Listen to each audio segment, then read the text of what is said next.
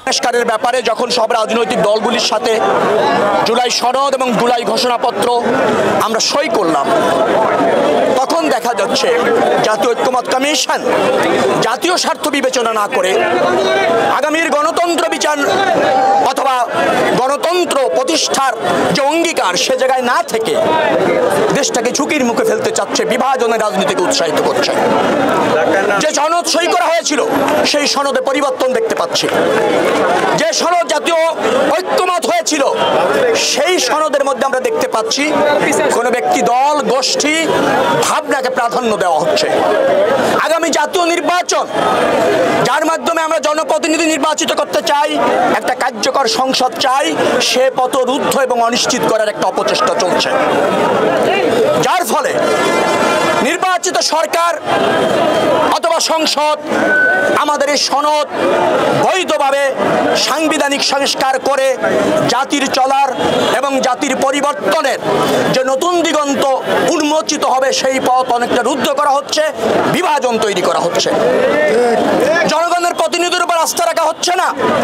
জাতীয় নির্বাচনের মাধ্যমে যে দেশ মেজরিটি নিয়ে, যে দল মেজরিটি নিয়ে রাষ্ট্র ক্ষমতায় আসবে সেই পথকে অনেকটা রুদ্ধ করা হচ্ছে, চাপিয়ে দেওয়া সনদ হচ্ছে, গণতন্ত্র অনিশ্চয়তার মধ্যে পড়ছে, দেশের অস্তিত্ব সংকটে পড়ছে।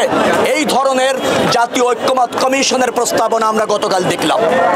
যার ফলে যে জনতা এখন উৎসব মুখর নির্বাচনকে কেন্দ্র করে রাজপথে আমরা সক্রিয় আছি, দেশকে নিয়ে কোনো ধরনের চক্রান্ত অথবা ষড়যন্ত্র করার দায়িত্ব অন্তর্বর্তীকালীন সরকারকে দেওয়া হয় নাই, এই জাতীয় ঐক্যমত কমিশনকেও দেওয়া হয় নাই।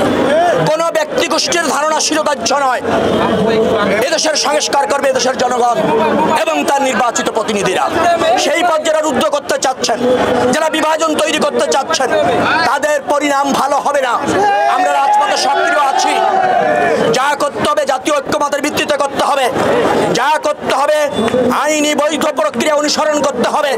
কোনো গোষ্ঠী শ্রেণীর চিন্তা ভাবনা এদেশের উপর চাপিয়ে দেওয়া এদেশের জাতীয়তাবাদী শক্তি মেনে নেবে না। অন্তর্বর্তীকালীন সরকার, আপনাদের এখনো সময় আছে। কিভাবে সাংবিধানিক সংস্কারগুলি হবে তার বৈধ উপায় এখনো পর্যন্ত বিবেচনায় নেন। সেটি না হলে পরিণতি কাউকে ছাড়বে না। রাজপথ গত 17 বছর আমাদের ঠিকানা নয়, প্রতিষ্ঠার পর থেকে বিএনপির ঠিকানা রাজপথ। এদেশের গণতন্ত্র ফিরে এনেছে বিএনপি, স্বৈরাচার বিরোধী আন্দোলন করেছে বিএনপি, অবৈধ সরকার ও নির্বাচনের সরকারের বিরুদ্ধে প্রতিবাদ করেছে বিএনপি। 17 বছরে আন্দোলন সংগ্রাম করে এই 24-এর গণ অভ্যুত্থান সফল করেছে বিএনপির সব শ্রেণী পেশার মানুষ এবং নেতাকর্মীরা। অতএব গণতন্ত্র যেখানে ঝুঁকিতে থাকে বিএনপি সেখানে সক্রিয় থাকে। যখন সাংবিধানিক সংস্কারের নামে জনগণের উপর আস্থা না রেখে কোনো সিদ্ধান্ত, কোনো দল বা গোষ্ঠীর সিদ্ধান্ত চাপিয়ে দেওয়া হলে বিএনপি তা প্রতিরোধ করবে, প্রতিবাদ করবে। অতএব দেশের বৃহত্তর স্বার্থে আমরা এখনো মনে করি জাতীয় ঐক্যমত কমিশন যে প্রস্তাবনা দিয়েছে তা যেভাবে কার্যকর করার সাংবিধানিক এবং আইনি যে বৈধ প্রক্রিয়া আছে সেই পথ অনুসরণ করতে হবে। তার বাইরে যদি ঐক্যমত কমিশন চেষ্টা করে আমাদের প্রতিবাদ প্রতিরোধ করে আমরা এই অন্তর্বর্তীকালীন সরকারকে বাধ্য করার পরিবেশ যাতে না হয় আমরা সেটা চাই। যদি অন্তর্বর্তীকালীন সরকার ব্যর্থতার পরিচয় দিতে চায়, আমি আবারও সাবধান করে বলতে চাই, অন্তর্বর্তীকালীন সরকার যদি কোনো ব্যক্তি, গোষ্ঠী, আঞ্চলিক শক্তি, আন্তর্জাতিক শক্তির স্বার্থ বাংলাদেশের জনগণের উপর চাপিয়ে দিতে চায়, বাংলাদেশের জাতীয়তাবাদী দল মানবে না, ঢাকা 10 আসনের বিএনপি নেতা কর্মীরা মানবে না, এই অঞ্চলের জনগণ তা মানবে না। আমরা প্রস্তুত রয়েছি নির্বাচনের জন্য। গণরায়ের ভিত্তিতে, জনগণের রায়ের ভিত্তিতে সরকার প্রতিষ্ঠা করা এখন রাষ্ট্রের সবচেয়ে গুরুত্বপূর্ণ কাজ। সেটাকে যদি কারা পলং করতে চায়, সেটাকে কেউ যদি বিতর্কিত করতে চায়, সেটাকে যদি কেউ নস্যাৎ করতে চায়, রাজপথে রয়েছে, প্রতিবাদ হবে, প্রতিরোধ হবে এবং অন্তর্বর্তীকালীন সরকারকে বাধ্য করা হবে, প্রয়োজনে বাধ্য করা হবে। আমাদের সহযোগিতা এখনো আছে। আপনার কাছে প্রস্তাবনাগুলি জাতীয় ঐক্যমত কমিশন পাঠিয়েছে। আপনি 2 থেকে 3 দিনের মধ্যে বিচার বিশ্লেষণ করে এই মাসের মধ্যেই সিদ্ধান্ত দেবেন। যদি তা দিয়ে আবার কালেক্ষেপণ করা হয়, প্রতিরোধ এবং প্রতিবাদ এমনকি পুনর্গণ অভ্যুত্থানের জন্য আপনাদেরকে সতর্ক থাকবে। সে পথে আমরা যেতে চাই না, সে পথে আমরা জানতে চাই না। আমি আশা রাখবো অন্তর্বর্তীকালীন সরকার এদেশের জনগণকে সেই পথের দিকে ধাবিত না করে। যদি ধাবিত হয় জনগণ, পরিণতি ভয়াবহ হবে। আমরা আবারও বলছি, সংস্কার আমরা চাই।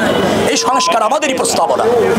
সংস্কার বাস্তবায়নের জন্য অর্ডিন্যান্স জারি করতে চেয়েছেন, আমরা বলছি যেগুলি অর্ডিন্যান্স জারি করে করা যায় করুন, যেগুলি নির্বাহী আদেশে করা যায় করুন, যেগুলি সাংবিধানিক সংস্কার প্রয়োজন সেইগুলি সাংবিধানিক সংস্কারের যে আইনি বৈধ প্রক্রিয়া রয়েছে, নির্বাচিত সংসদ, গণভোট, সেগুলির প্রতি আমাদের সহযোগিতা আছে। কিন্তু তার নামে কালেক্টে ভোট, তার নামে অন্য কোনো ব্যক্তি গোষ্ঠীর চিন্তার উপর চাপিয়ে দেওয়া চলবে না। অতএব আমরা যারা আজকে এই মিছিলে যুক্ত হয়েছেন, ধানের শীষের পক্ষে ভোট চেয়েছেন, ধানের শীষের প্রার্থীর পক্ষে ভোট চেয়েছেন, এই অঞ্চলে 17 বছর না 33 বছর আপনাদের নিয়ে রাজপথে ছিলাম, গণতন্ত্র আন্দোলনে ছিলাম, ভোট করেছি, নির্বাচন করেছি, ভোট করেছি দলের হয়ে, আন্দোলন করেছি, সংগ্রাম করেছি।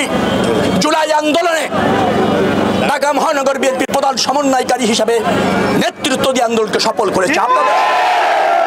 আপনাদের সহযোগিতায় আপনারা এখনো রাজপথে আছেন, ধানের শীষের পক্ষে আছেন এবং থাকবেন।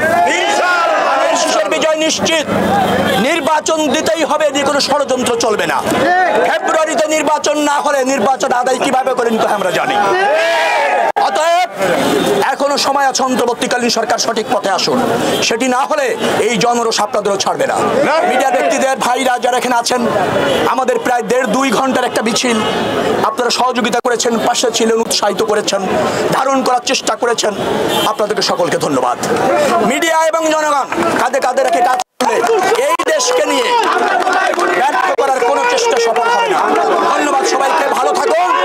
আবার যে কোনো সময় রাজপথে নামার প্রস্তুত থাকুন, যে কোনো সময় আবার রাজপথে নামতে হবে প্রয়োজনে, হয় ভোট নতুবা আন্দোলন।